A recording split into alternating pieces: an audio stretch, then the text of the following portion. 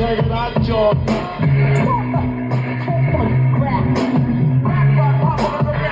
Check it out, John. Hello and welcome. I'm Lee Peterson. I'm the host of the podcast WDcast, which is called WDcast because it's brought to you by WD Partners, whose tagline is innovation at scale, and that is WDPartners.com. Thank you, WD, and thank you, Chris, in particular. Today, we have with us somebody who is an expert in the world of digital and physical, Toby Barnes, who has a tremendous background, and I'm going to let him tell you about that, but all I have to say is extremely impressive, to say the least. Check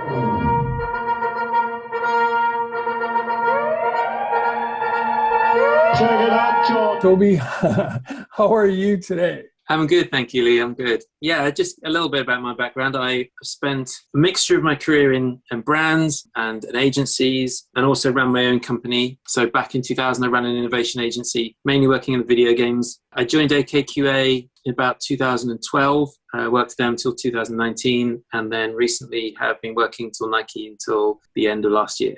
So the games thing, I think I have to ask you sort of off script. There's a number of people that we've been talking to in the architectural business that are talking about game stadiums where, basically you have two or three players get on a stage and play each other, and you have a stadium full of people. Of course, There's other rooms where you can play each other. Is that a thing? Oh, yeah. Esports is huge. Yeah, esports is it's really the professionalization of playing games in some ways. So you have leagues, you have stars, you have in teams. I think Nike sponsor a team. I can't remember who they are. I should remember who they are, but they're a Korean League of Legends team. So they sponsor those guys. I think some of the other apparel people have been making kind of sponsored clothing for these guys, and they make a fortune, whether it's just in game fees or elsewhere. And I've been to a few. My son's really into playing FIFA, which is a football game, a soccer game. And we've been along to a couple of those events, and they're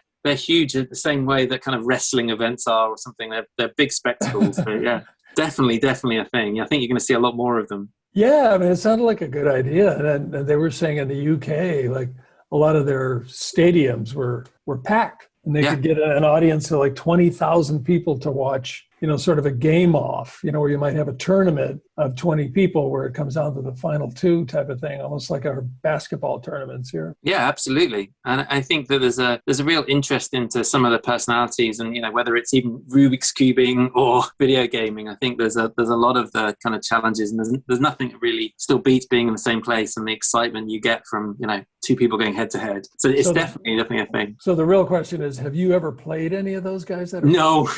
It's interesting because I have three kids who all pretty heavy gamers in their own way. But I realized there's a point where I couldn't keep up, and I don't really play the same games they do. I play more of the discovery games. There's a game called No Man's Sky where you're exploring the galaxy, and you're just spending very slowly walking across planets and flying to another planet and discovering plants. It's very calming and very ambient game. I used to play Mario with my son when he was younger, but I have since had three girls. They don't have any interest in it, really. They do with Wii and some of the dance stuff on Wii, but yeah, gaming is just kind of not their thing. So I feel a little out of touch with that. I'm going to have to go to a couple of tournaments or something. Okay, so you mentioned to me earlier that community has been key in your work and really kind of in your je ne sais quoi, in your belief system. Mm-hmm. Could you talk about that a little bit? Sure. And I think it's a good tie into the video games. I think back in university, I don't normally admit this, but I was very involved in role-playing games. I was the chairman of the role-playing society at university for a while. But one of the wonderful things about that was just this sense of creating worlds and understanding the power of kind of an alternative world outside the one where you normally have to work in. Video games are the same thing, whether it's big tournaments, pretending to push around pixels, kicking a ball. There's no one really kicking a ball, but this sense of competition around that is huge. And I think a lot of, even moving to MTV, where I was at MTV at the time, there was this sense of fandom and the sense of community around artists that MTV was only really starting to realize that it has an impact on. It wasn't just a broadcaster. It was an enabler of these communities. And taking it all the way through to my work at Nike, I think one of the real light bulb moments was when we were developing something like like Nike Training Club when I was at AKQA, you're not just developing an app, you're developing a touch point for that person, but there is so much more power of bringing people together when they know they're working out together. And then bringing that all the way through into retail is that creating spaces that reflect those communities and attract those communities just as important as the physical spaces themselves. So that's really the type of thing like Peloton is shooting for, right? I think so. I think one of the things that makes Peloton so great is that they have understood the power of the community at the same time as they have a really training bike and an iPad. You know, what they really have is just a bike with an iPad strapped onto it. What they're really powerful is that to bring those moments of when I'm getting up at 6 a.m. to get on this bike, I'm going to be there with however many other people, or I can do mini competitions, or I get to feel like I'm in those spaces with those people. And honestly, that's what drives me a lot more than just having to get on that bike. Yeah, no doubt. And you and I talked about Rafa a few days ago, and Rafa's always been that for me. I mean, I think I've watched a couple of videos of theirs, like in the Norwegian mountains or something like that. And it's like a spiritual experience. And you feel like you're riding there in the videos, and they never once talk about their products or anything. The players just have their products on. I think Rafa did a really smart thing. And when they started, they were they said they weren't going to do advertising in the normal way. They weren't going to make ads, but they were going to create content. And these content, like say, are these incredible films that tell the story of some amazing cyclists. And I think what's interesting is when they've been thinking about how that translates into retail spaces, they're not trying to create the four walls and then fill it with product and then work out what to do in the space. They started with, we know that cycling is very community driven. People just stop for a cup of coffee before they go and cycle, and then they finish, they'll have a beer at the end. How do you create a space that enables that community? And so they feel the stores, they feel, you know, they have cafes in there, they have shops where you can get all your bikes fixed, and you can obviously buy new things, but it's feels very much like a clubhouse. And I think that sense of community is what's enabled them to grow so quickly and so far. I read a wonderful article where the founder was talking about modern brand management these days is not about a shiny logo and livery on their trucks. It's community management and creating a community around the thing you do, and being able to grow the community, ensure that community is strong and is building, and your brand is at the heart of that, is far more important than sort of traditional brand communications. Yeah, you know, I couldn't agree more. I think, too, what's happening, and I'd like to hear your take on this, but with the reduction, like especially in the United States, like a massive reduction of physical space. So to me, what's going to have to be left of that physical space is going to have to be much more important than it was. I mean, we went through 30, 35 years in the United States to just stack it high and let it fly. But now you have to want to go to a store. You don't have to go to a store. You have to want to go to a store. And something like the Rafa Cycling Club makes me want to go there because I can see some other cyclists. We can go on a ride together. We can do that type of thing. But I think just about every retailer is going to have to figure that out for their brand, which is, you know, obviously not cycling for everybody. I think what's going to happen is that for a lot of brands, they will have to really think about what does retail mean to them, and what's the difference between retail and a store. A store is a physical, it's a box, and you can put things in the box. What COVID has done is accelerated the focus on the real function of retail. If I need to buy a mug or a watch, I know I can go online, I can find the thing and get it delivered to me. When I used to be able to go into a store and do that. So I think then you start thinking about, well, what does the store do? If I can buy the things online, to your point, why would I go? You know, why would I go? I think there's going to be a need for some physicality of certain products. I think a lot of what you see is selling well in the apparel world is bright colors and, you know, over baggy clothes. And one of those reasons is that they're easy to sell online. Bright colors, I can tell they're bright. I understand that. The bagginess of the apparel is like, it doesn't really matter how it fits because it's whatever. I think what we're going to see is that the subtlety of things like fabrics and textures, you just can't see that online. So there will be places where you'll need to go and touch and feel and fit the product on. But I think ultimately for the majority of retailers, they really need to rethink about what it is they deliver. And if that is expertise, I was talking to the REI team around how they actually sell expertise. They have these physical products, and they obviously you can go and buy a tent and a camping stove and whatever. But at the same time, is that the majority of people will go in and spend time with their associate. They'll tell them which tent to buy and like how to buy that. And so they sell this expertise and this enabling you to go outside. side. And I thought that was a real interesting, you can see that developing more and more for retailers, really understanding what is the core thing that they're doing. An example of that, I don't know, have you been to the Yeti store in Austin? Yeah, so one of the great things that they did, first of all, the whole outside of the store is a bar. So, you can pull up there and have a beer and that type of thing and walk away. You don't necessarily, it's got the huge Yeti logo on there. Then as you walk into the left, they have a stage for musicians. But the thing that really struck me as maybe more of an old school retailer, and again, a reason to go there, to your expertise point, is they had a wall of all their coolers, of which, who knew, but they have like 40 of them. So they had 3 pulpits in front of this wall of like 40 coolers, and you could tap on, and it had just all the coolers on the like iPad or whatever it was. And so you could go, number 40, and you press on number 40, and it opened up and talked about its use. It talked about how much it weighed, and you could scroll through some of the pages on it. You go back to home and find out about number 17. And I thought, now that's a reason for me, that expertise, like you're talking about, is it a reason for me to go there to that Yeti store just to find out what cooler I want? And it's also, self-functioning, where I don't have to get an employee to ask about one of them. It gives me every single choice and tells me every single detail. Like I don't have to rely on anything but myself.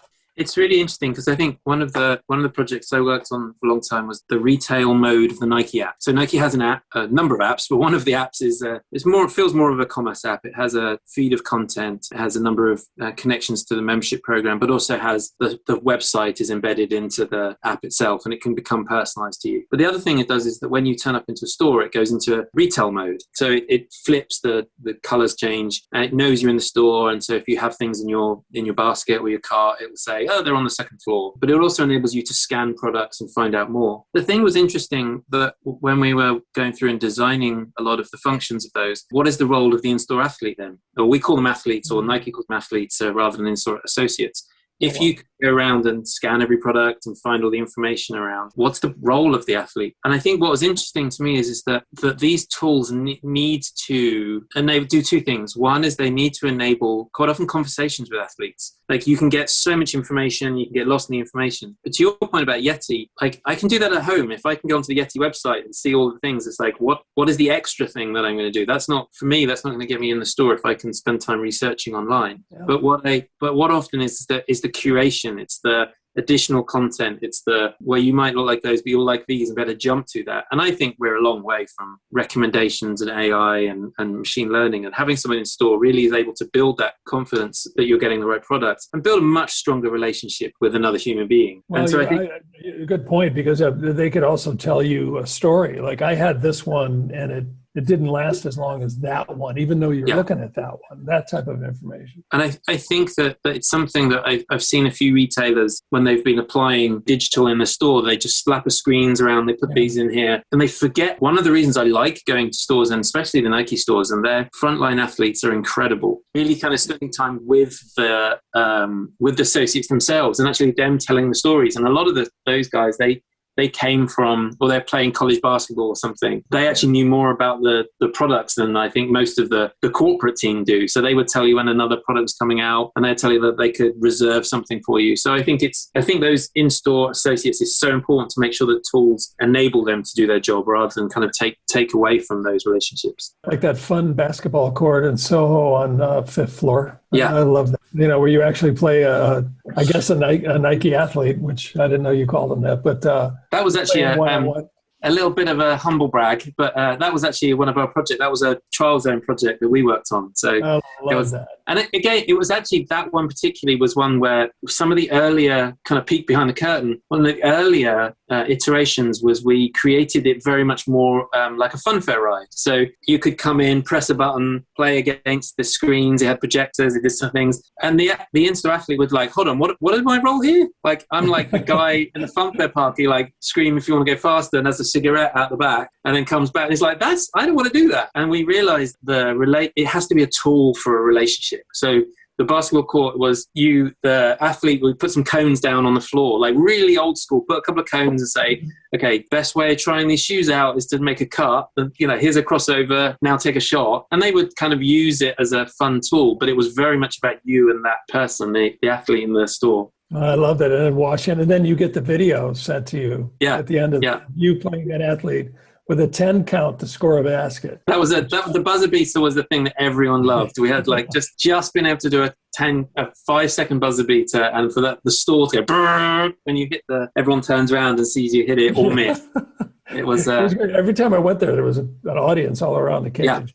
Yeah. I just have to relate to you this one Nike experience where I went there to buy a pair of shoes, and the kid that was helping me, great kid. I mean, he not only went and got the shoes, but he got it from a different store and had it sent to my hotel. I mean, the whole 9 yards. But while I was waiting, he asked me, he goes, "So you've been in retail for a long time," because I told him a story about me being there for NRF. And he goes, "Could you give me some advice on retail?" And I told him, that is the best question any employee has ever asked me in the store. They are absolutely incredible. The more time every single time I spend time with in-store athletes, I think the relationship that Nike has with the in-store athletes is incredibly strong. And I think what we're seeing more of is that Nike's not only broadening who that they're hiring for, so broadening the breadth of people, but really putting a lot of effort into seeing these guys as the future corporate leaders of tomorrow. Because I think what's really interesting is that traditionally they may have employed somebody with an MBA, somebody who's been like gone through Harvard, done this thing, great education, never worked on a shop floor, never really understands the consumer. They understand the economics of the 1960s and they, very educated people. But I think one of the things we realize is that those in-store athletes, if we talk about consumer centricity, they understand the consumer. They understand the relationship building. They understand what works, what doesn't work. They can do visualizing a lot of the products. And most of them, honestly, they have their own social channels and they know that they're in Nike and they'll be promoting the shoes, talking about the shoes, promoting themselves. So they have a really good understanding of technology. They know the brand. They love the brand. So they care about what the brand does and they really understand about the consumer. So a lot of effort over the last few years has been to do things like take away the requirement when you're hiring that they don't need a college degree. Because a lot of these kids might come in when they're 16 and work their way up. Take that requirement away and measure people fairly against their fit for purpose of the role. And so a lot of people now you're seeing them are moving up from working on the shop floor and ending up in Beaverton in the corporate campus. So given everything we're talking about, especially with the preponderance of, and also the functionality, like as you put it, of on e-commerce, is the future of a physical store really the employee more than anything else? I know this sounds like a strapline, but I think the future of the store is no store. I think that what you're going to see is that you'll see retail break apart to its atomic parts. So take your example of Yeti. I think if I can go to a bar which plays music, has that kind of same sense of brand affinity that I have because I'm an outdoors guy and they are an outdoors company, and I can also buy something, I think that's an interesting example. I think people buying, I've seen an explosion of not just the kind of TikTok purchasing and the kind of Instagram purchasing, but a lot of times in China, you're seeing video shopping apps themselves. And so you follow somebody, you build up an audience, you follow this person. She may be going to a beauty store and buying beauty products, and then she offers you a code to get more products, and she's bringing them out. She's not working for the brand. She's working for herself, but she's taking a cut of all the product. That's just, what is that? Like that's like this weird relationship retail part. And so I think retail really is going to be really broken down to those atomic parts. And there's going to be times when, I can push this all together, and the classic, I don't have to go to 5 stores when I can get them all in one store. That's still going to work for a lot of people. But I think each brand and each company will really need to take the time and say, what is it that we do and how does it fit the consumer? I mean, you see Starbucks through the 90s and 2000s really focusing on that cafe experience. I want to feel like I'm in a European cafe. I want to spend time, I want to slow down. I can do some work there. I can pretend I'm in the office, but I've got my latte and I'm hanging out there. And now they're shifting to, actually, we're going to be more mobile than that. We're going to have more drive-ins. We're going to have more pickups. People don't want to hang out right now. So we can shift. We can still create our core business, which is providing a caffeinated service and feel like you're having an Italian coffee, but change the way in which we provide that to you. So I do think retail is going to become a lot more disparate, and you're not going to have high streets or kind of these malls where you just push it all in one place. It's going to be spread around a lot more, and I think it's going to be thought about in many different ways. I was thinking about that same thing and trying to figure out a way to measure that with consumers about work from home, because to me the biggest disruptor out of the pandemic was really more about working from home, because suddenly you've got everybody spread out all around the country. People don't necessarily have to or can't congregate in one shopping area, so they need to do it around home. And if what you're saying comes to life, that it's broken apart in 1,000 pieces, basically what you're saying also is that retail is going to have to figure out how to get to the customer wherever they are, which is not going to be in one focused area anymore. I think that's absolutely right. I think, and you look at kind of why malls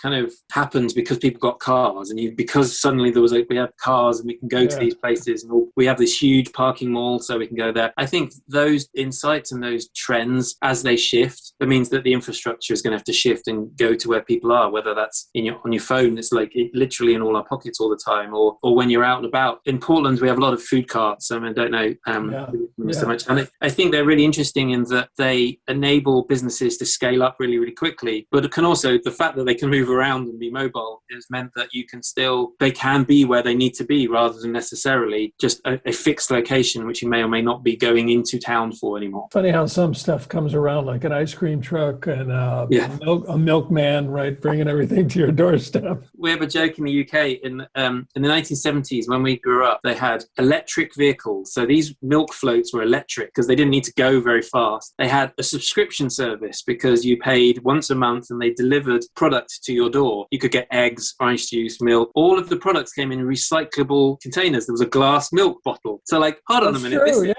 This glass milk bottle driven an electric vehicle with a guy that had a personal relationship with you that you would always say hi to, and a subscription service, that's like the best business model in 2021. We had it in the 70s. Yeah.